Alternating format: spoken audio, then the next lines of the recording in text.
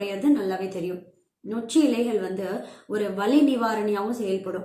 உடல் வலி, மூட்டு வலி, வலி மட்டும் கிடையாது, மூட்டுகள்ல ஏற்படக்கூடிய வீக்கம், இது எல்லாத்தையும் கூட குறைக்கக்கூடிய அந்த தன்மை இந்த இலைகள்ல நிறையவே இருக்கு. ரொம்ப அளவுக்கு அதிகமா மூட்டு வலி, மூட்டு வீக்கம்லாம் இருக்கவங்க நொச்சி இலைகள் ஒரு கைப்பிடி அளவு எடுத்துட்டு 2 கிளாஸ் தண்ணியில போட்டு நல்லா கொதிக்க வைத்து அந்த தண்ணி கொதித்து குறைந்து 1 கிளாஸ் அளவு வந்ததும் இதை வடிகட்டி வெதுவெதுப்பான சூட்டுல ஒரு 60 ml குடிக்கலாம். இப்படி தொடர்ந்து ஒரு ஒரு ஒரு மாசத்துக்கு நீங்க குடிச்சிட்டே வந்தீங்க அப்படின்னாலும் மூட்டு வலி, மூட்டு வீக்கம் எல்லாமே குறையிறது நல்லாவே தெரியும். இந்த நொச்சி இலைகள் இருக்கு இல்லையா, இதோட சமஸ்கிருதத்துல வந்து ஆயுர்வேதத்துல இது என்ன சொல்லுவோம்னா நிர்குண்டின்னு சொல்லுவோம். நிர்குண்டி தைலம் அப்படின்னு கேட்டீங்கன்னாலும் ஆயுர்வேத மெடிக்கல் ஷாப்ல கிடைக்கும்.